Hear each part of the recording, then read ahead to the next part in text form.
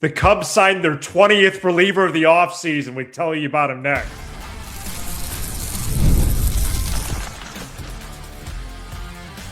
You are Locked On Cubs, your daily Chicago Cubs podcast. Part of the Locked On Podcast Network, your team every day. You are Locked On Cubs, part of the Locked On Podcast Network, now the #1 sports podcast network. We are your team every day. Alongside Sam Olber, I'm Matt Cozy. Sam and I are lifelong fans, taking our passion into a discussion with you on all things Cubs. Today's episode is brought to you by FanDuel. If you want to be right in the middle of the action this season, and there's a lot of it, visit FanDuel.com and place your NFL live bets all season long. This episode, we try to figure out the latest with the Cubs' plans this offseason. I believe they are plotting something big, but whether or not it happens is a very different story. What happens if Imai signs somewhere else? What happens if they don't make a trade? Are they really still in on Bregman? And we start with the Cubs making their 6th free agent signing this offseason, the 5th relief signing. The Cubs agreed to terms with Hunter Harvey on a 1-year, $6 million deal on Saturday. The Athletic first reported the signing of Harvey, who joins the Cubs with risk, but with potential to deliver a high ceiling as a right-handed reliever. The risk is injury and availability because Harvey has only pitched 16 innings since August of 2024.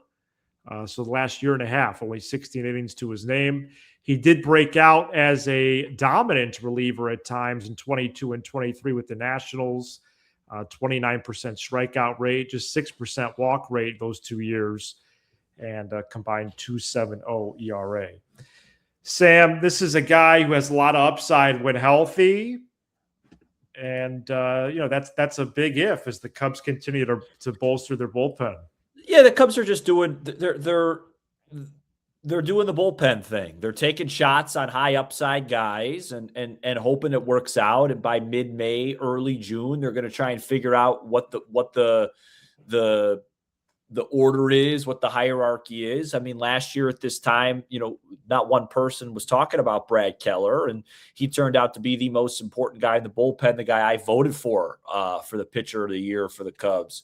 So, it's just one of those things. It's like, it's hard. It's hard to analyze because I understand fans are frustrated about it. You have to do it in two different realms, right? Like it's annoying. It's frustrating. They haven't made a move that's significant, but don't let that impact this type of signing. Like this is just hey, you look at his baseball savant page, like when he pitched last year, which was extremely brief.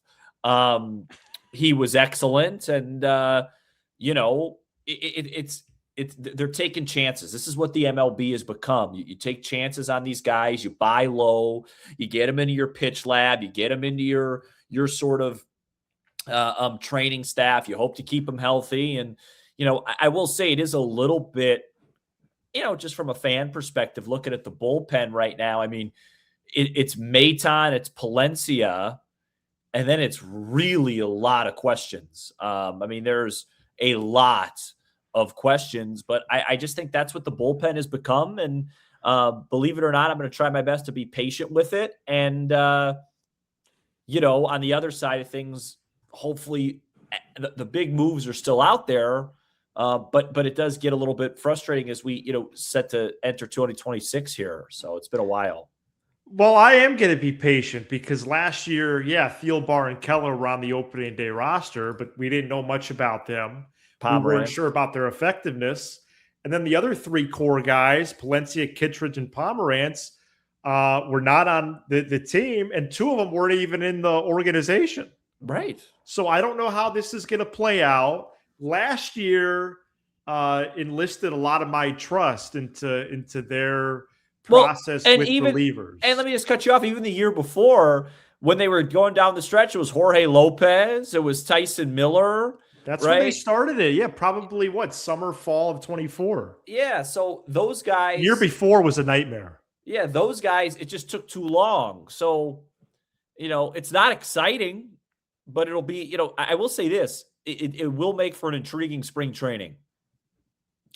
Well, it will, because I do want to show you the bullpen depth chart in a minute, and then also the guys in the mix. And it's just a lot of names. But yes, it's a good reminder for Harvey, for me, is, the striking thing with him is only the 16 innings. He got traded at the deadline in 24. Like, how does that happen? Well, he's been injured a lot. Right. And so not only the pitch lab, but it's almost like the strength and conditioning lab, nutrition lab, whatever it is. The training lab. What could they do to help him be just available and healthy and then pitch well? Yeah, and this strategy isn't a guarantee. If this bullpen's an unmitigated disaster through mid-May, everyone's going to look at Jed and go, dude, like, why didn't you just go get more of a sure-handed thing? So it's not a risk-free thing. But here's the thing: taking this approach, taking this buy low approach on these guys, theoretically should open up the bank account to go make a big move somewhere else. That's why you do it, right? You say, hey, we're not going to put our big resources in the bullpen. So then we're going to put our big resources somewhere else, but we're still waiting for those resources. Big time, yeah. So here's the bullpen right now: Palencia, Maton, Milner, Thielbar, Harvey, Webb. And then I'm going to put 2 spots down as open. I do think there's, as of right now, as far as I can tell, the 6 locks. Yeah, Webb and Harvey being locks are interesting. Yeah. Well, they just gave Harvey 6 M's, and Jacob Webb got a 2-year deal. 1 year plus an option. So they're locks right now, Sam. No, I get it. And the lock could they're happen. just about the locks that I have in my, well, anyways. You don't think wait, can you pull that back up? Yeah. You don't have Hodge in there. He's not a lock right now. He's one of the guys who I would call in the mix. Our 3 favorite words, at least mine, when it comes to roster stuff this time of year. This is just all the 40-man roster dudes, Sam. Assad, Brown, Hodge. I know it's only a 27 to 33-minute show. Hollowell, Little, Martin, Neely, Ray, who will open the season in the rotation unless something weird happens, Roberts, and Wicks. Wait, hold on a sec. So right now, and they also have Colin Snyder, a non-roster invitee who pitched for the Mariners the last year or two. Well, I'm a little confused though, because you just said Ray's in the mix group. You just said Ray's going to open the year in the rotation. So you're assuming the Cubs as of right now. Yeah, well, that better not happen. You're right. As of right now, correct me. Yeah, because they need to go out, and unless they want to start the year with 6 and raise the 6th, I'm fine with that. But your opening day starter, I think, is going to be Cade Horton. I said that. Well, that's great, but I think it'll be Matthew Boyd. Then Boyd, Shota, Tyone, and they better get somebody else with all they keep talking about starting pitching. They haven't got one yet. Right. So then that would shift Ray to a bullpen spot. It would, and probably Assad and Wicks and maybe Brown to the AAA rotation, something like that. So I'm not going to lie. I like to be transparent on this show. That's the bullpen. You know what? Yeah, I don't think Hodge is a lock, do you? Well, I got to ask you a really important question coming up. All right. We're going to continue this conversation, including the Cubs supposedly still being in on Alex Bregman, despite the math not mathing. And what's the if-then plan? If no Imai, then what happens? That sort of thing. Stay tuned. This episode is brought to you by FanDuel. Fridays already feel different during basketball season, and FanDuel is making them even better. Every Friday night before the games tip off, FanDuel gives fans a new way to kick off the weekend with NBA Happy Hour. NBA Happy Hour is your official pregame, a limited time window where special offers drop right inside the FanDuel app before the action starts. Friday night, you got those prime double headers. I'll tell you, the NBA's making a little bit of a push right now. I thought they dominated the NFL on Christmas Day with some beautiful action. Spurs, Thunder, Jokic closing out Christmas with a historic triple-double. It's getting there right now. It's making a push. So before tip-off, check the FanDuel app and see what's dropping during NBA happy hour every Friday from 6 to 7:30 Eastern time. A little basketball, a little action, and a whole lot of Friday energy. That's NBA happy hour only on FanDuel, the official sportsbook partner of the NBA. Thank you for making Locked On Cubs your first listen of the day. And thank you for making Locked On the #1 sports podcast network. You already live your team every day. Now take it up a level and go ad-free. Join the Everydayer Club today and get Locked On Cubs with no interruptions, all for just $5 a month or $50 a year. Go to lockedoncubs.supercast.com or check the link in this episode description. Sam, what did you want to ask me? Okay. I thought the Harvey deal, I read something else. I thought it was, I didn't realize it's $6 million. Yeah. Isn't that a bit much for a guy who hasn't pitched at all? Oh, it's a ton. So they only have about 33 M's to the first threshold. Yeah. So they invested how and Maton, I don't mean to laugh, but they've signed 5 relievers. And Maton got 2 for No, I have the I already have it. $21 million in the bullpen, bro. Wow. Now, that's for 5 guys and not one, like a Diaz or Suarez or someone else. So basically, they're going to make one major now free agent signing, and then if that's a position player, then they have to trade. Yes. Yeah, it's a good way to look at it. Yeah. Because, I mean, and I got to tell you, not to be dark, but like, what's the most they could spend right now on a free agent? 25, like for next year, 25, 26, because they're going to want to leave some space. And then they still have other guys to get. They have to fill the roster out. They got to pay their bench. They got to, what is it, like 25 to 27-ish? I think so. I really don't understand how they have room for Bregman, especially. If they don't, unless they trade Horner, Boyd, or Tyone. I mean, Bregman's going to get at least 28 AAV. Yeah. Horner's making 12, Boyd 17, Tyone 18. Those are the 3 main candidates, unless they like start the season above the tax and then end the season under it. Right. Which is possible, but would throw us for a loop and obviously would cause for an in-season trade of someone. Well, and that's very possible if they struggle. Yeah. Because they're going to trade a lot of their walkier guys. I mean, they have so many walkier guys now. I have to believe they're plotting something big, but what does that mean? Well, I really think they want to get Gore, Cabrera, and sign Bregman. Those 2 things together. Yeah, which I think at this point is the only way you could call this offseason any sort of success. I mean, it is, right? Yeah, I believe so. I do think the Cubs' goal, and again, interrupt me if you think I'm just way off base, but Jed Hoyer said they want to load up on pitching. They've already done that in the pen. Yeah. And I think the thing that's left is, and really their ultimate goal was to acquire a controllable young starter. Well, Imai fits that bill. He's only 27. I don't think like Alcantara or Bubic fits the bill because they're entering their walk years.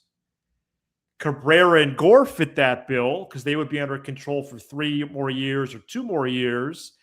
And I don't really think Zach Gallen fits that bill because he's 30 years old. And I'm just covering the names that have been officially connected to the team.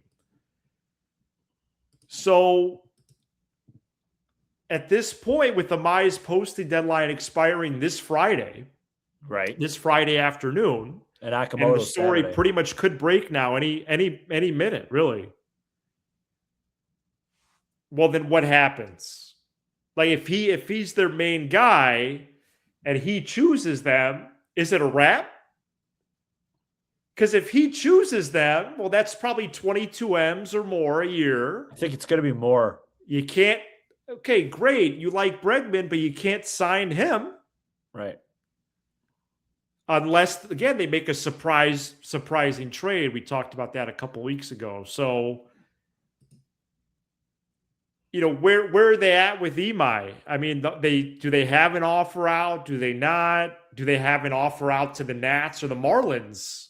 For Gore or Cabrera, and are those teams waiting for Imai as well? It does seem like a lot of the dominoes, including Bregman, a little more loosely, does depend on Imai. Do you feel like is it Imai or is it Imai? I believe it's Imai. Oh. Who are his? It's Cubs, Yankees, Mets. Cubs, Yankees, Phillies is what I have here. Why aren't the Mets in on him? So the Mets aren't spending like they usually do this offseason by all counts. Yeah, well, they're going to be. They they're in on Bellinger. That's about it.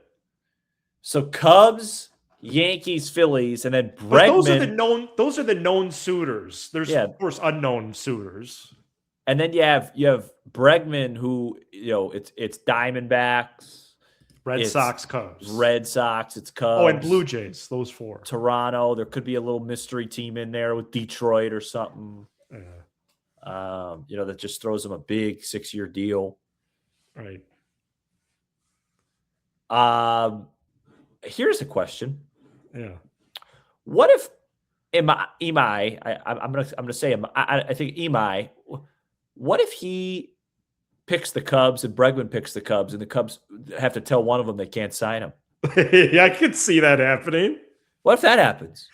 Well, doesn't it seem like Bregman wants to be here? There was a loose report that he wanted to be here last year. I think a lot of players want to be here, but they don't want to be here for a discount. Sure.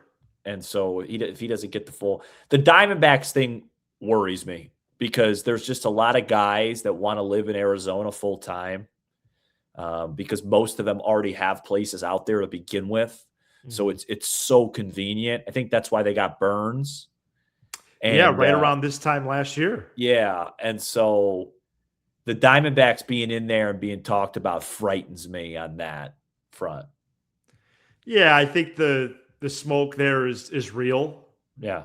And he would fit really nicely in there at third base. If I was them, I would try to keep Marte too. I know 100%. He was on the market. At least they briefly. Go get. I think they have a really good team. They had a bad year last year, but I think they're a really good team. You have Marte, Carroll, Bregman. With some of their other guys, that's a good baseball team. You are locked on Diamondbacks. Imai's posting deadline is this Friday. Fangraphs had him 5 years for 100. Man, the Cubs would be thrilled about that if that happened. Yeah, I think it's going to be higher. ESPN 6 years at 130. The Athletic 8 years at 190. Wow. So a lot of variance there with the projections. 8 years at 190. That's a lot. Yeah, the Cubs will be out on that. Yeah, it's a lot of years. And again, the Cubs currently have about $34 million to the first luxury tax threshold. All right, let's go over some what-if scenarios. If Imai does or doesn't choose the Cubs, Sam already laid one out. Hey, what if Imai and Bregman both want the Cubs and the Cubs have to say no? Let's try to figure this out right after this.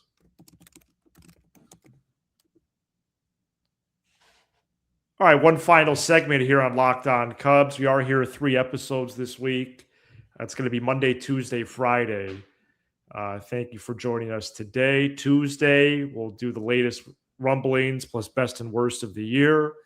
And then Friday, unraveling Imai's decision. Unless it comes before, I'll jump on, before that too. But that'll be the 3 episodes this week, and we're 3 episodes through the month of January.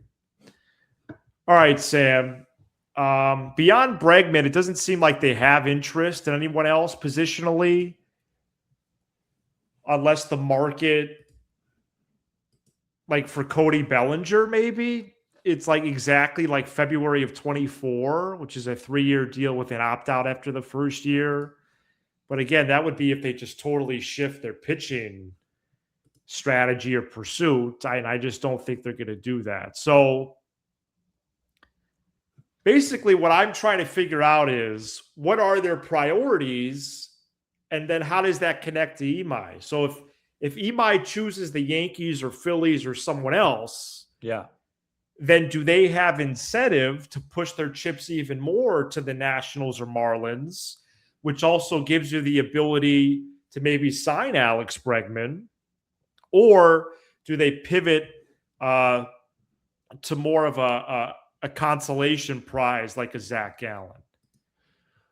Well, it's really a musical chairs thing right now. I think it's the one thing that's guaranteed is that they're going to get a pitcher of some sort, right? I mean, it's as close to a guarantee as you could actually have to a guarantee. The president of baseball ops came out and said the priority is pitching, and they've yet to sign a starter or acquire one. So whatever they do, whatever musical chairs, who sits where, who gets what, they're going to sign or acquire a starting pitcher. If Imai signs with Philadelphia or New York, the odds dramatically increase that the Cubs trade for one. I think if they fell back to a Gallen, that would be the ultimate admission that they didn't get the guys that they wanted. And if they trade for a starter, then they do have the books to go sign a position player at a high cost, maybe one of Bregman, maybe not. If they sign a starter, Matt, I ask you, what do they do on the position player front? They might just leave it. Yeah, I think they roll with the plan they hinted at the GM meetings in November, and Ballesteros and Casey end up playing a lot. Like that actually becomes a thing. Yeah. And they sign Tyler Austin for the bench. Maybe they get Ramon or Luis Urias, and that's a wrap. And then depth sign, like minor league signings for the bullpen or something or whatever. Yeah, I think it's just frustrating that they won 92 games last year, and it does not feel like they're looking to take a giant step forward. Can I say that? Yeah, I do want to wait and see on that, because trading for Mackenzie Gore and signing Bregman would be that. Yeah, it would be that. That's the. Yeah. I'm saying if that didn't happen. Yeah, they didn't. I'm saying my scenario. Let's say they fall back and they have to sign a Gallen or something like that, and then they don't really, their position player is something that you had that just feels like you're not trying to get to 97, 98. You're just sitting there. That's all I'm saying. No, it doesn't. They didn't strike with a big move. They didn't. If that happened, do you still have the lineup with Bregman in it? I don't have that anymore. I should have kept it. Are you trying to convince yourself that he should be the priority? No, I'm trying to convince myself that if they traded for Gore and got Bregman, that is hey, this could be like a World Series team. I still don't know if I buy that. Let me give you this question. Yeah. Just, maybe this is a potential talking point for Tuesday. Would you trade Matt Shaw, Jackson Wiggins, Kevin Alcantara, and Jordan Wicks to the Nationals for Mackenzie Gore? I think that's what it would take. I think that's a little much. Okay, well, then you're not going to get him. How many years does he have left? 2. So you get Gore for 26 and 27, and you're giving up Shaw, Wiggins, Alcantara, you said, and Wicks. Well, Wicks, I don't even. That's fine. No, I think that's a little much, Matt. I think I got to be honest with you. if Shaw's in the deal, it should just be Shaw. Maybe Shaw and Shaw is a former number one prospect. He slides right into the start as a starter for the Nationals, and he's under control for a lot longer. Much longer, yeah. I think Shaw plus that. I think Sean Wiggins is a little high for me. Okay, well then I just don't. Then they shouldn't expect to make a deal. And you should expect to see a headline with Gore and the Cubs then. If they trade Shaw for Gore, let's say that's the main deal. And I came up with that because the Nationals had interest in him over the summer. Yeah, I just find it and hard. And the Marlins have interest in Casey. I just find it hard to believe Jed is going to trade Cam Smith and Matt Shaw in back-to-back off seasons. I just do. I find that hard to believe with his outlook. But let me ask you this. If they trade Shaw for Gore and they don't sign Bregman, who plays third?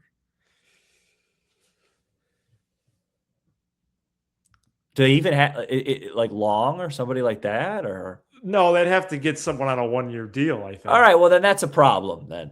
Because now you're putting yourself because really Jonathan Long plays first, I thought. Yeah, he does. But I'm just saying, like, would they convert? Like, what would they do? So, maybe they could do Eugenio for a year. Yeah, right. Paul DeYoung. I don't see it for. I think it'd have to be Casey in the deal, not Shaw. Okay. Unless Bregman's a lock. Like unless it's right. one of those things where Bregman's sitting next to you going, I'm ready to put pen to paper. Boom, there goes Shaw. Then goes Bregman, and it's done. But you can't trade a guy who's showing potential Gold Glove candidacy in his first year with nobody back there for a 2-year, nice left-hander, unless you got a plan B, in my opinion. And that's and that's my point, Matt. Like it's just.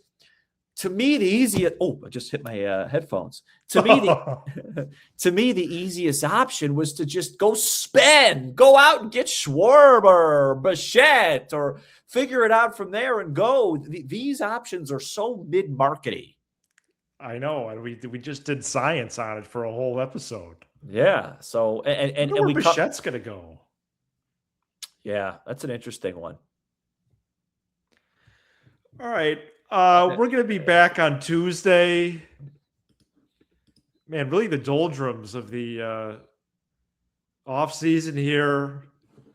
And congrats to the Bears, right, Sam? NFC North champs. Congrats to the Bears. A few hours from kickoff trying to get the 1 seed. A lot of the Bears players suffering from an illness before this game tonight in San Francisco. So we'll see how it goes. Plus Seattle actually has to lose, right? Yeah, I believe Seattle took care of business pretty handily today against the Panthers that somehow continue to have a football team along with the Jaguars. If you want to know any Panthers or Jaguars fans, give us a call at 312. Jaguars could go to the Super Bowl. They have like 9 fans. Thank you for making Locked On Cubs your Just kidding, folks. It's just a joke. For those of you on video, we send you the 24/7 National Locked On Podcast Network YouTube channel, and on audio, make sure your second listen is Locked On MLB. We will be back tomorrow. He's Sam Olber. I'm Matt Cozy. This is Locked On Cubs. Go Cubs.